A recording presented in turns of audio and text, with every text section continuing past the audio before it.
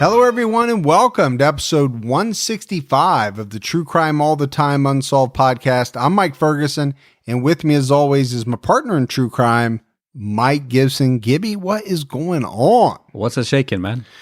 You know, a little bit of this, a little bit of that. Yeah, it's always a little bit. Actually, it's too much, to be honest with you. I got to tone it down a little bit. All right. I got too much shaking. Got too much shaking. I will say this. All the weight that I lost right before, we had to start quarantining and all of that. Right. I have gained every bit of that back. You found it. Yeah. It's like, hey, we were right here. You know what it takes to eat healthy. Yeah. Number one, it's more expensive. And we're having a hard time getting some of the foods that we want. Right. We end up just door dashing a lot of the time lately. And that's not good for you. None of that food's going to be. Yeah. For me to eat healthy, I need a personal chef cooking it all the time. Yeah. I can't afford that. I don't have that. So, we don't have that kind of personal chef money, but well, let's be honest. Even if I did, you wouldn't spend it. I wouldn't spend it. I know you. Yeah. But when everything, kind of gets back to normal, whatever the new normal is, right. I'm going to get back on that because I was feeling so much better. Yeah. And right now it's just tough, man. You're in survival mode, you're hunkered down, you want the comfort food. It's easy to fall back into that kind of eating bad type of thing. I mean, you were so worried you went through all your MREs already and you didn't even need to. You're like, wow. I'm plenty of food up there, Mike. Eating my 25 year shelf life emergency food. Yeah. All right, buddy. We continue to have some amazing Patreon support. Let's get some shout outs. All right. We had Thien Fook Win. Hey, Win. Olive. Hey, Olive. Popeye says hi. Emily Salim. Hey, Emily. Georgia Stevens. Hey, Georgia. Heather Haas. What's going on, HH? Tegla Lonut. Well, hey, Lonut. Sue Moreau. Hey, Sue. Megan. What's going on, Megan? Christina. Hey, Christina. Ryan Levi. Hey, thank you, Ryan. Renee Richardson. Hey, RR.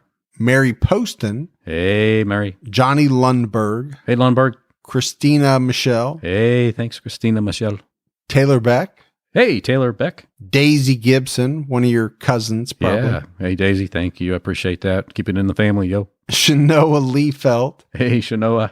Tracy Tilley. What's going on, Tracy? George Goldsmith. Hey, George. Nikki Sarnatero. Sarnatero. Casey Shea. Hey, Casey. Shona Sharing. Well, I appreciate you sharing, Shona. And Julian Mata. Hey, Julian. And then if we go back into the vault, Gibbs,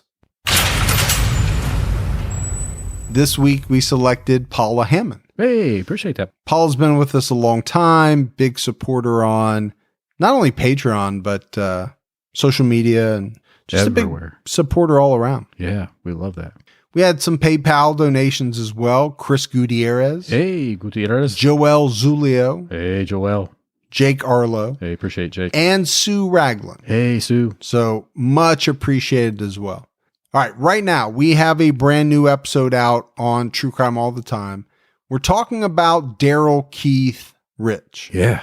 This is a very strange guy, bad guy, who, when he was fairly young, it was like almost all of a sudden decided, you know what, this summer, and it was really a 2 or 3 month span, I'm going to start committing a bunch of sexual assaults, which he did. Then he started murdering. It's like he was like, this is the summer of Daryl, but strange. It just all happened very quickly. And, obviously we'll get into all the particulars, but I think at the end we're kind of left wondering why. What set this guy off? Yeah, what was the defining factor that finally made him do this? Yeah, but it's a good episode, so make sure you check that out. All right, buddy, are you ready to get into this episode of True Crime All the Time Unsolved? I am. We're talking about the unsolved disappearance of Tabitha Brewer and the related unsolved murder of her boyfriend, Nicholas Travis. This happened in Kansas in 1998. 16-year-old Tabitha Diane Brewer and 18-year-old Nicholas Aaron Travis had been dating since the beginning of 1997. Before they started dating, they were high school friends. The two became friends when Tabitha was just 14 years old. And then eventually their relationship grew into love. Just like ours. Yeah. Sounds very much like you and I, except we were slightly older. Yeah. Tabitha had been in a horrific car accident just before the two of them met. It was a bad one. She was thrown from the passenger side seat and she landed head first on the pavement about 12 feet away from the car. It nearly killed her. Well, that type of impact could. Yeah, hitting your head at that, kind of a high rate of speed. But after many hours in surgery to repair her fractured skull and jaw, as well as a broken wrist, she eventually healed up. So then a couple of years after the accident, right, they're a couple. Tabitha's 16, Nicholas is 18. Nicholas, who had been living with his mother, eventually moved in with Tabitha at her father and her stepmother's apartment. And it was shortly after that Tabitha decided not to finish high school. She made the decision to go to work with her stepmother as a receptionist. Nicholas had a couple of jobs because the pair were trying to save money to get their own place. That was their goal. Yeah, I think they wanted to get their own place. They wanted to get married. Like a lot of young couples, they talk about, and one day we'll have our kids and all that really beautiful talk that people like to have. But for now, they got to live with her parents. Exactly. While they save up enough money, because as everybody who has gone through it knows, right, when you're at that age, you're not making very much. No. Normally, you've got a lower paying job. So to live on your own, it's expensive. Yeah.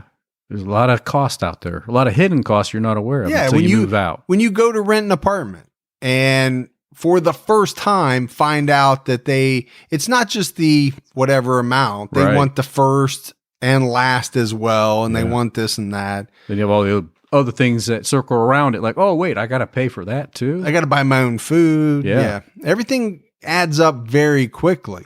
On April 27th, 1998, Tabitha and Nicholas were home at her father and stepmother's apartment in Shawnee, Kansas. Nicholas told Tabitha he was going to run out and take care of an errand with a friend, and then he needed to stop by a convenience store to get a few items. But before he left, a friend of his called around 11:30 p.m. to say that he was going to swing by for a few minutes. Nicholas said, okay, fine, no problem, but he was going to leave soon. So, it couldn't be a long visit. The friend arrived, and the three of them talked for a few minutes. Tabitha told Nicholas that she wanted to go with him on his errand and convenience store run once their other friend arrived. Nicholas's friend soon arrived to pick he and Tabitha up to go to the convenience store. So they said goodbye to their other friend who had stopped by to talk for a little while. They got into the car and drove off around midnight. The friend who stopped by for a little bit to talk later told police that he saw both Tabitha and Nicholas get into a car with an African-American male and drive off. He said the driver appeared familiar to them, but he couldn't recall exactly who he was. Tabitha and her boyfriend Nicholas never returned to the apartment. Tabitha's father became concerned. The next day, she hadn't returned, so he called the police. Police began interviewing both Tabitha and Nicholas's family and friends. They also interviewed other tenants at the apartment complex. The eyewitness, their friend from that night, told police later that he remembered who the driver was that night that picked up Tabitha and Nicholas. He was a classmate of theirs. The driver's name was Brandon Howell, who was 17 years old at the time. Police located Brandon and they questioned him about the night of the 27th. He told police he had come by the apartment to pick up his friend Nicholas, and Tabitha came along too. He said they ran over to see another friend for a couple of hours, and then he dropped both of them off at the local Circle K convenience store off 75th Street. Police and family were searching for both Tabitha and Nicholas. The families printed and handed out flyers all around town. Police got some calls about sightings of the two in nearby towns. And I think police began to assume that maybe Nicholas and Tabitha had run away. Well, they had been talking about getting married and having a kid and all that kind of stuff. So maybe this was their opportunity to do so. But I don't think the families thought that this was something they would do. They got along really well with both their parents. So it doesn't make sense that they would want to run away and do this type of thing. Well, I get it. They want to get married. They want to have a baby sooner than later. What I don't get is why they couldn't have done that where they lived, surrounded by their family, where they would have had more help. Why would they need to run away? It wasn't a secret relationship. Right. Everybody knew they were dating, and it seemed as though everybody was okay with it. They allowed them to stay with them and, stuff like that. Yeah. If you're a young couple starting out and you want to get married and you want to have a baby, most people want as much family around them as they can have because, let's face it, yeah, it's not easy raising a baby, especially when you're that young, 18, 16 years old. So I think that's where, that theory, at least for me, Gibbs, it starts to fall apart a little bit. Right. Just because I don't see the advantage. If anything, I see a disadvantage of running away and trying to start your life without the help of any of your family. And I don't know how serious police took this theory, but it didn't matter. I mean, they still had to pursue the leads, the sightings as possibilities. Oh, absolutely. They just can't turn a blind eye to it. No, they just can't discount it based on whether they think the theory is logical or not. Right. At least until they get something that points them in another direction. They got to follow everything they got. Sure. Now, here's another thing that I think flies in the face of that theory, and it is one thing that did baffle police. Okay, if these two were running off, if they were planning on, starting their lives, but they wanted to do it somewhere else. Right. Why didn't they take Nicholas's car? Yeah. I mean, you would want that transportation. You need it. The second thing is they didn't withdraw any money from their bank accounts. No. And in fact, neither account was touched after the day that they disappeared. There was no charges on Nicholas's credit card. So none of that seems good. And it definitely flies in the face of the theory that they had run away. And on top of that, when Tabitha had her accident, she finally had her settlement come in. And in a trust account, she had $40,000 sitting in it. You wouldn't leave $40,000 behind if you were going to start anew. Now, granted, it was in a trust account and she just couldn't take the money out. It was set that she can only get so much per year over 20 years or something like that. So it was very limited. But you just wouldn't leave without taking whatever you could out of it, I don't think. Yeah, no, exactly. If you're taking off, you want everything you can get. You need every bit of money. You need transportation. You need it all. It's going to be hard enough. On April 30th, the police got a call from a local business owner who told them a customer came into his store and told him that they just saw a suspicious person dump a yellow bag or something into his trash bin out back. Now, later, this witness said that the man who he saw toss something in the dumpster looked like Brandon Howell. At the time, the store owner went to see what it was. He opened the bin to see a yellow trash bag, and inside he found a partially burnt purse, smelling of gas. He looked inside the purse and found both Tabitha and Nicholas's ID cards, family pictures, and some jewelry. The business was located at the corner of 55th Street and Paseo Boulevard in Kansas City. Police went back to the driver of the car that night, Brandon Howell, to ask him a few more questions. They also wanted to take a look inside his car. Well, when they get to his trunk, they see some scuff marks from some shoes, and they find it kind of strange. And of course, they're asking him about it, and he doesn't know what they're talking about. He has no recall. He doesn't know anything about any scuff marks inside his trunk. But it wasn't like they were going to let him go, right? They weren't going to let him just get away with, hey, I don't know what you're talking about. They pressured him about these scuff marks. And eventually he said, you know what? I'm done. Yeah. If you have any more questions for me, you'll have to go through my attorney. Well, that is the right thing to do. I know you always say that. Yeah. And I agree with you. I give you a hard time about saying it, but it absolutely is. I mean, if you look at so many different cases of wrongful conviction that turned out later to be wrongful convictions, Right. a lot of times it comes down to people saying things that the police take as a confession, or none of that would have happened Yeah. if they had their attorney. Yeah. I don't think your attorney will ever say, oh, man, you didn't need to call me in for this.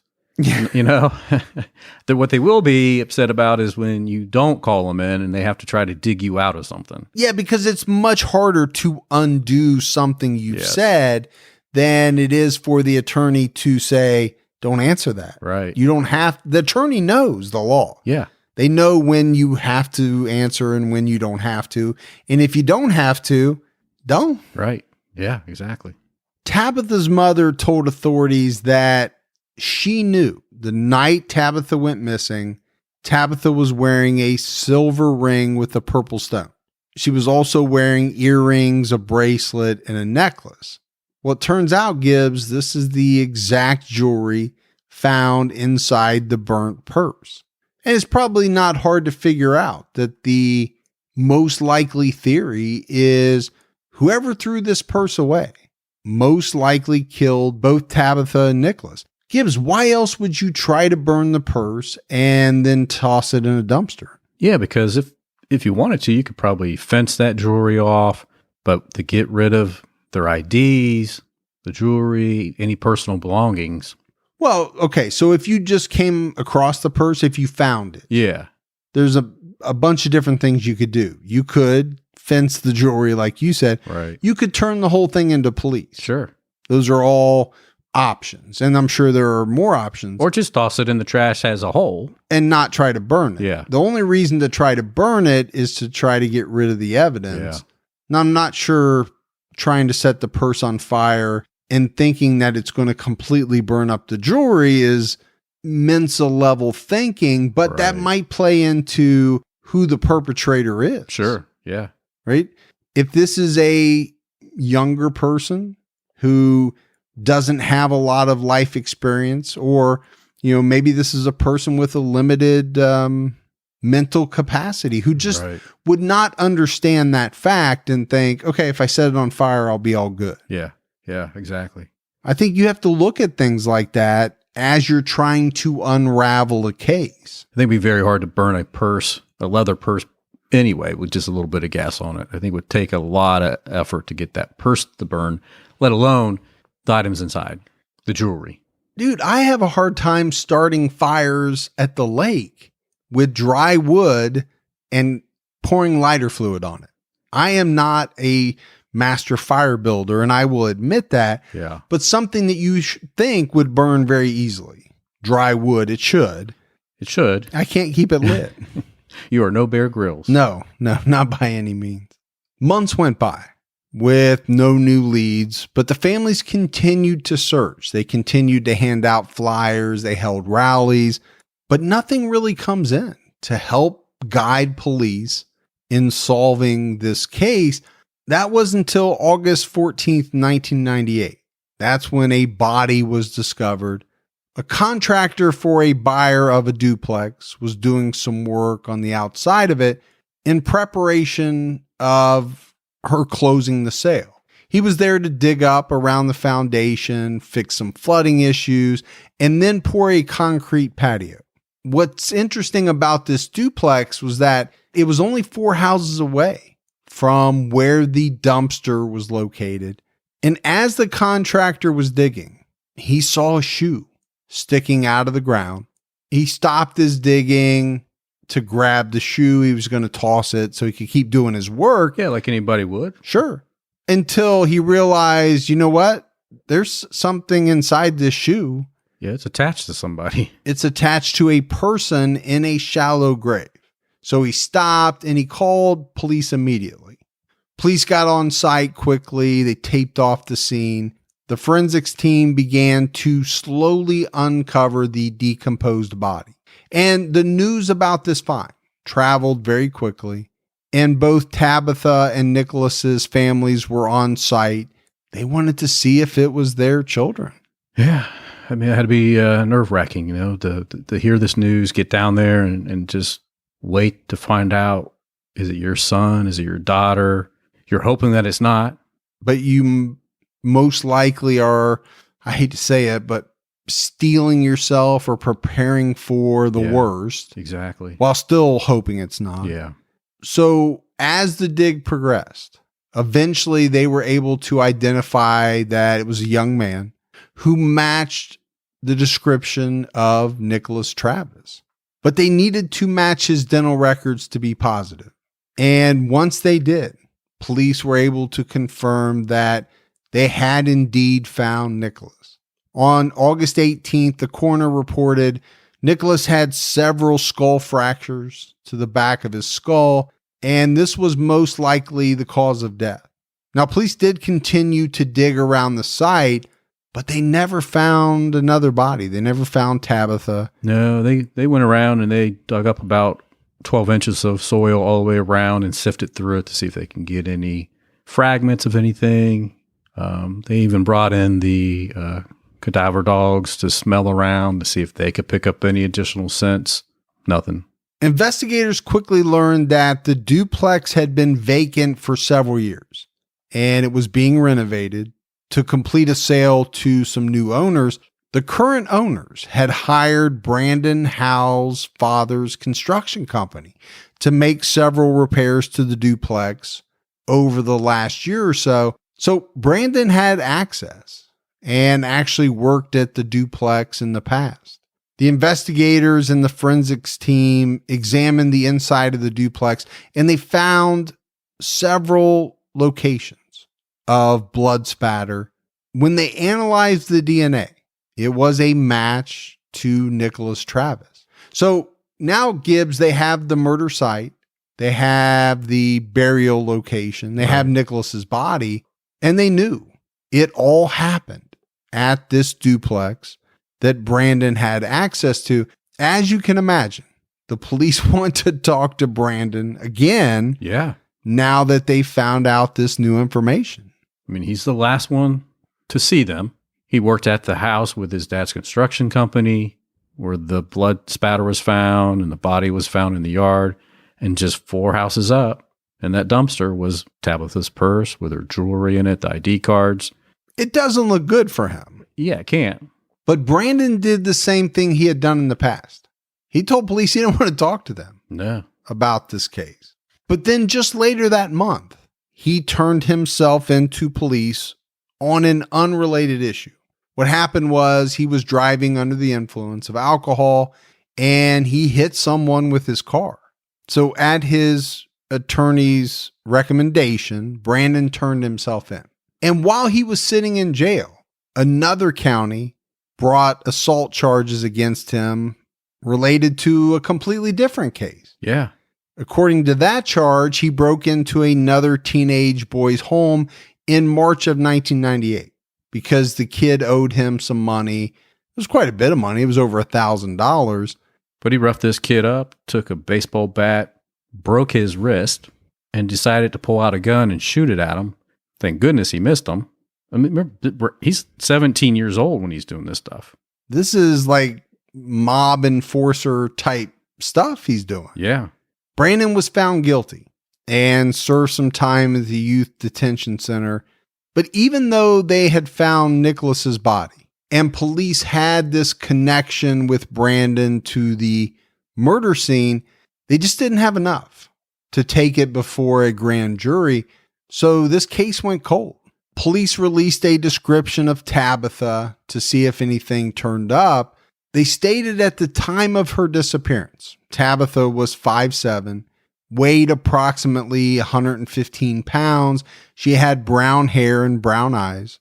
Police also released the fact that on the night she went missing, she had with her her hair comb and a pocket knife. Tabitha had some scars.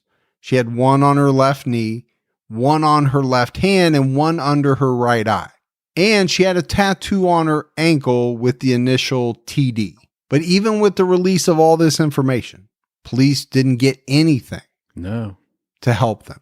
Then in 2001, new detectives looked into this case.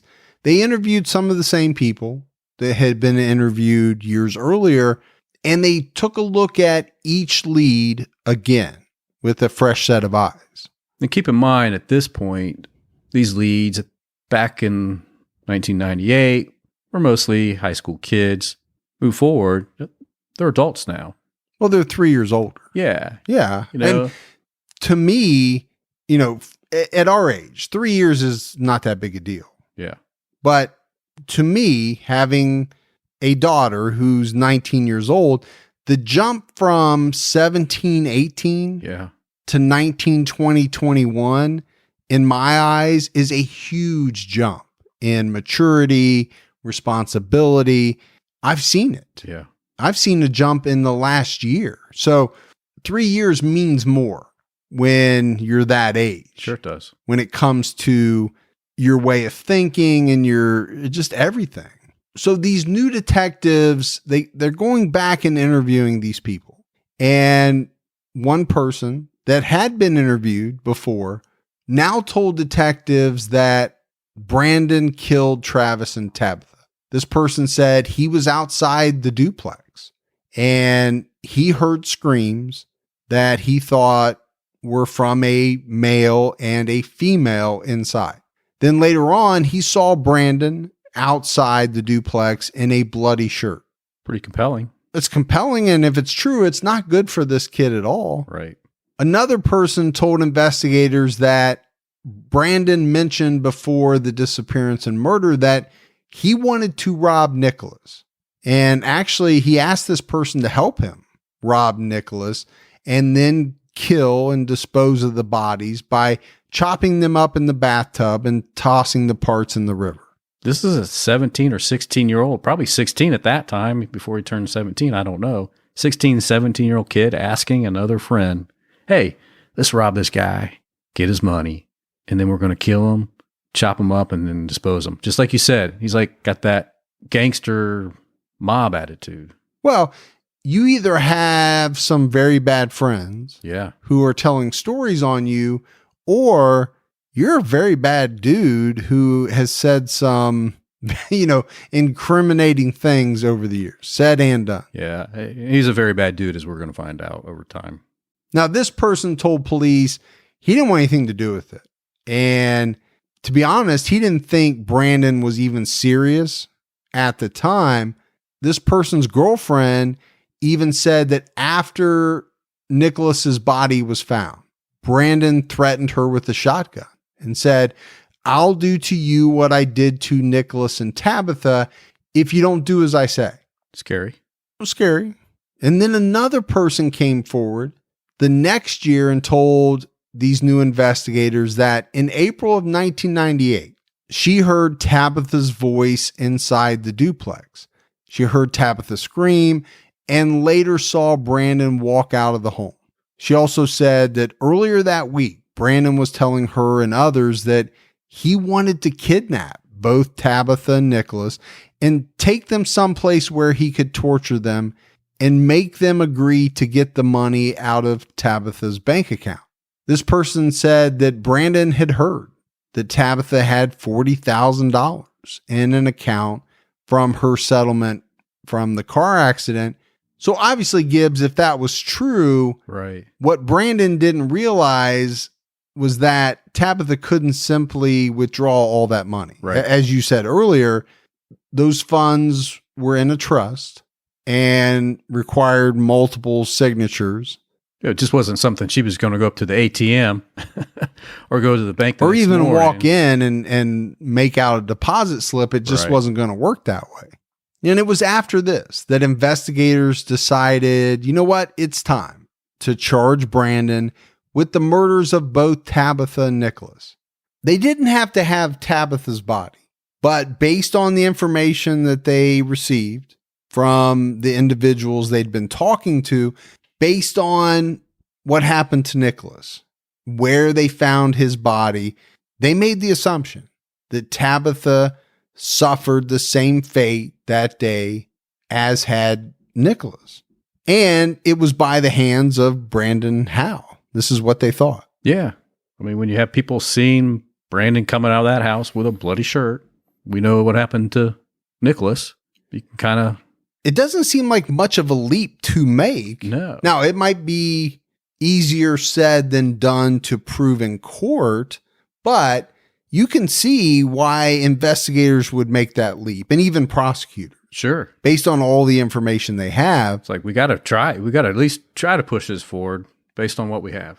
So in 2006, they charged Brandon with the murders of both Nicholas and Tabitha, and it really wasn't hard to find him. He was already sitting in prison.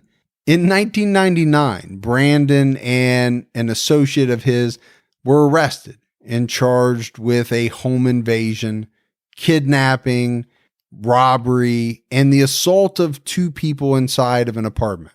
He was also found guilty of animal cruelty for decapitating one of the victim's cats. Yeah, he decided to walk into this place with a machete and cut the one victim's hand. And when she ran off to get away, then he went ahead and did what he did to the cat and left it there for her to find when she came back. So he was convicted in 2000 for those charges, and he received a 12-year sentence. And during his time in prison, he caused a lot of problems. He was written up almost 24 times. Yeah. Wouldn't follow instructions, was very disruptive, always fighting. This guy had a lot of problems from an early age. Yeah, he was so disruptive in prison that they had to keep moving him around from prison to prison. Number one, he had a very bad attitude. Number two, he had a history of getting in fights with other inmates. He made a lot of threats. Yeah. And because of that, there were a lot of prisoners who wanted a piece of Brandon Howell. So, I mean, I think at a certain point, they started to fear for his safety. He was a wanted man. And and it seemed like that happened at every prison. So he kept going from prison to prison. He had a target on his back for sure. One that he created himself. Yeah. Because he wanted to be that guy. Don't you mess with me. So I'll start taking out some of your guys, your players. But then that put a bigger target on his back. Brandon's trial for the murder of Tabitha and Nicholas started in March of 2019. And Gibbs, it didn't last long. The state had no physical evidence. And what they had were a bunch of statements from witnesses. It just wasn't enough to get a conviction. It took the jury about 5 hours of deliberations to acquit Brandon Howell of both murder charges. Yeah, that was pretty quick. Brandon was paroled in February 2011 from his 2000 conviction, and he took part in a work release program. He had a few minor issues with the law, but none of them were enough to get his parole revoked. And in 2013, he was released from his parole completely. Yeah, he was a free man to do whatever he wants. But here's the thing. Brandon Howell wouldn't stay out of trouble long, because in November 2014, he was charged with over a dozen crimes, including 5 counts of murder. In September of that year, Brandon tried to steal an antique Jaguar from the home of 80-year-old George Taylor and his wife, Anna. He took them both to the basement, tied them up, and beat them almost to death. Then he went out to the garage to get the Jaguar. But Brandon couldn't start the car, so he ended up stealing their SUV instead. The Taylors both died a week later due to this vicious beating that they both suffered. Yeah. As Brandon pulled out of the Taylor's driveway in their SUV, he saw the next door neighbor, 69-year-old Susan Chowcrown, staring at him. So he pulled into her driveway and he shot her dead with his shotgun. Just that easy. Just like that. And then pulled away. I mean, I think obviously Gibbs, he must have thought that this woman is going to turn me in. Yeah. And I can't let that happen. I have to kill her.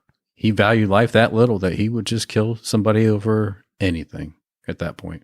This guy's a monster. He is. I mean, he really is. He's not done, because as he's driving away, he was seen by 88-year-old Laureen Hurst and her 63-year-old son, Daryl Hurst. So again, he just pulled right up on them and shot both of them to death as well. Yeah. It's not a good day to be outside of your home. No, very scary. Then he fled the area. He stopped in another county where he beat 3 people at a local Motel 6. Police later caught up with Brandon walking up the highway with a loaded 12-gauge shotgun in his pants.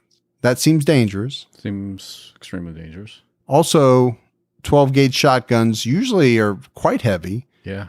So I don't know if this was a sawed-off shotgun. That would make more sense. But when you think about it, when you look back at the victims, Gibbs, 3 of the 5 murder victims, they were in their 80s. Yeah. What harm were they going to do to him? Why did he have to kill him? And the reason the police were able to locate him was because Anna Taylor, while she was down in the basement, barely alive, crawled over to a nearby phone, found the strength to grab it, and she dialed 911. And she said, basement, dying, shotgun.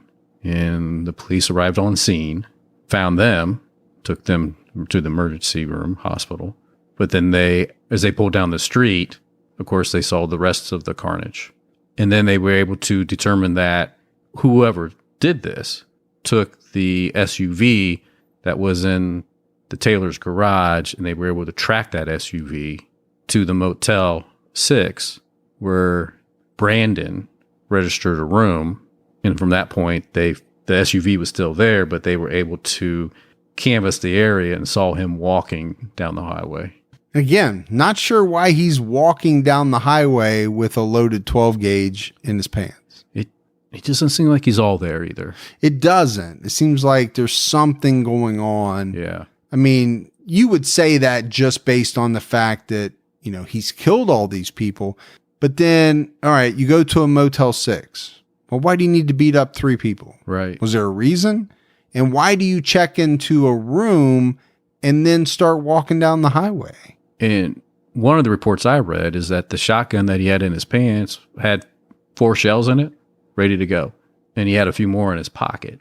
I'm guessing the people at the Motel 6, probably after hearing all that and knowing what he did prior, probably felt pretty lucky. I mean, I know they got beat up, but I'm saying they could have been dead. They could have been killed very easily. A jury trial started on April 8th, 2019. And on Monday, April 15th, 39-year-old Brandon Howell was found guilty on 5 counts of first-degree murder and 7 other felonies. It took the jury less than 2 hours of deliberation after the week-long case, I think because it was an easy case. The defense had no witnesses. They really had nothing to combat the charges. There was too much evidence stacked against them. Yeah. And I think the only reason the case took so long to get to trial, because initially it was set up for the death penalty on all these. So they had to allow it to work itself through the system, do the due diligence. And then eventually the prosecutor changed it. Took the death penalty off the table and just made it, life for each case, for each charge. So ultimately, Brandon received 5 consecutive life sentences with no parole. So he's never getting out. He's going to die in prison, and he should for what he did.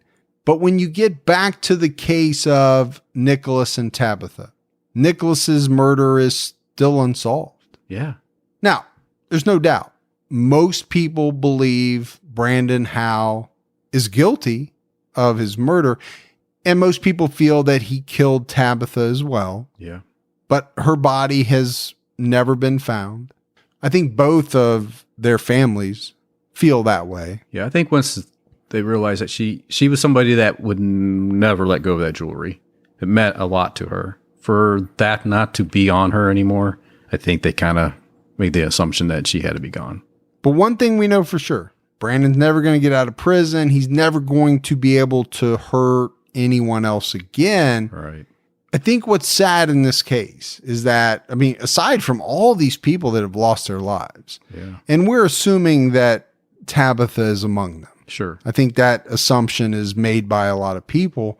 To have such a feeling that you know who committed these crimes, but not be able to put enough evidence together to get a conviction. Yeah.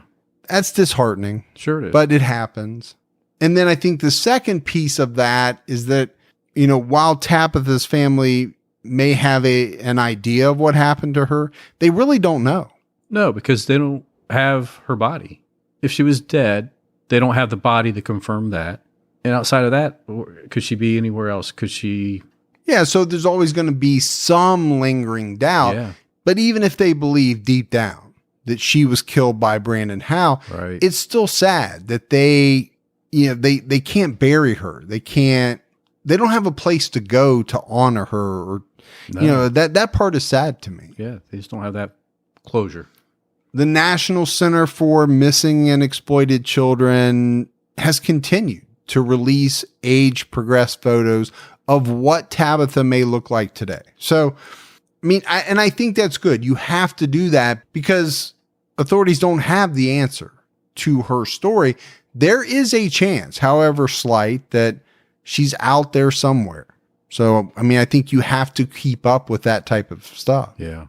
But no doubt gives that Brandon Howell was a monster. Oh yeah, he could have had his own episode on TCAT. Yeah, he really could have. And, you know, I think the further you get into the research, and obviously once you find out what he did later in life, it's a very small leap to make. Right. To think that he had something to do with the murder of both Nicholas and Tabitha. You have these people that heard them. You have these people that said they saw him. He had blood on them. He had access to the duplex. It's just, there's too much smoke there not to be fire.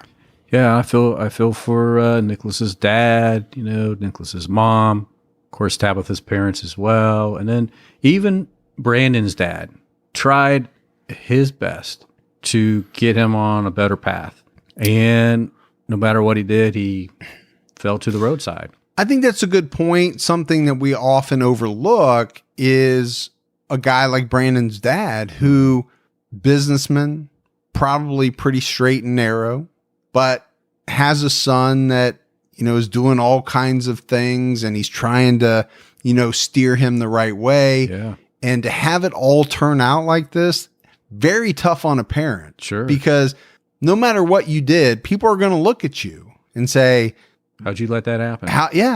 Your son did this, you raised him, and they're going to make that connection, whether it's true or not. Yeah, it's tough.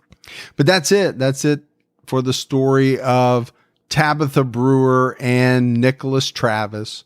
Gibbs, we got some voicemails. You want to check those out? Yeah, let's hear them. Hey, how's it going? This is Patrick from Burlington, Vermont. I love the show. I wanted to let you know that I've been working on my Gibby impression, and I found that there's 3 parts to it. First, of course, you've got the intro when he's greeting people, what's going on, Martin? What's going on? Yes. Hey there, Dan. Okay, and then you've got when he kind of tries to play with people's names a little bit, and it's basically just free association from one word to the next, What's going on, Dan? What's going on, Mark? That like Marky Mark and Funky Bunch, Orange Crush. I like oranges. And then I've noticed the third one is the way he says right there or there. Just right there. Guys got a Taco Bell right there. Gonna go get a bucket of chicken and KFC right there. What's going on, Mark? Marky Mark? Gonna go get KFC right there? So I just put them all together there at the end. So I'm still working on it, but I figured that's a little guide if anybody wants to try it out. Alrighty. I'm gonna keep listening. Thanks for doing the show. Love you guys. Keep your own time ticking. Bye. No. Who was he trying to do there? I don't know. I don't know who he was trying Patrick was trying to do there. When I first heard that, I have to be honest with you, I chuckled a little bit. Yeah, just sure because. You did. So, I mean, he doesn't sound like you doing the impression, but the abbreviated theirs and the Marky Mark and the Funky Bunch and the Orange Crush and all that kind I of have no idea what you're talking about. No, nobody else will either. I plead the fifth. They haven't heard it. No. Hey, Mike and Gibby, it's Emma from Manchester, New Hampshire. I've been listening to you guys' podcast, both TCAT and Unsolved, for maybe 2-3 months now, and I've already listened as far back as my Google Home will let me. I just wanted to say thank you for all that you're doing, keeping all of us entertained and sane. There is one case I was wondering if you had on your list for Unsolved, and that's the case of Black Dahlia, or Elizabeth Short. It's a very popular one, but I don't know a lot about it, but, I've heard of it, and I was wondering if you could do an episode on it.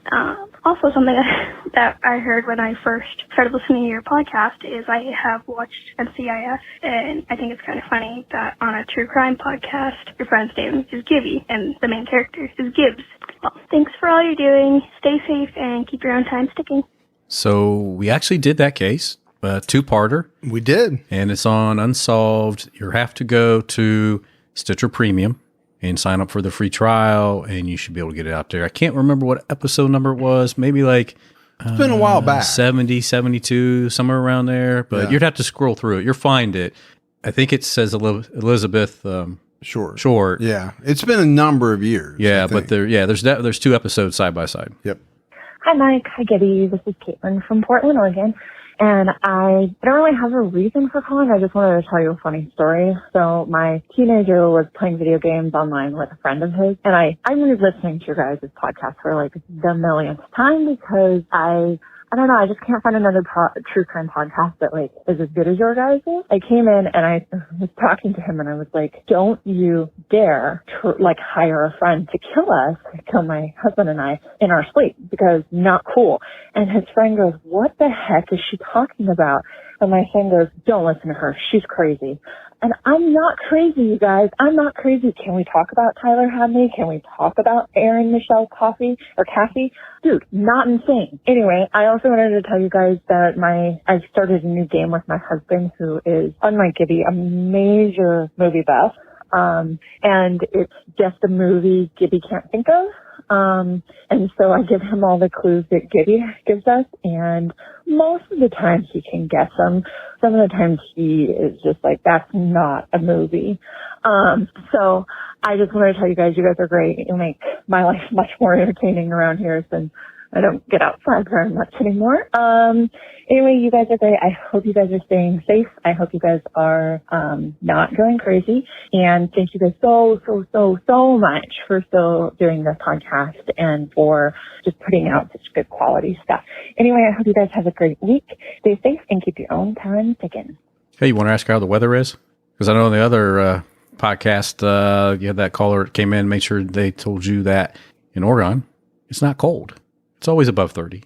That's what you took away from that call? That's what I took away from that call. No. Sounds like she has a lot of fun with her family.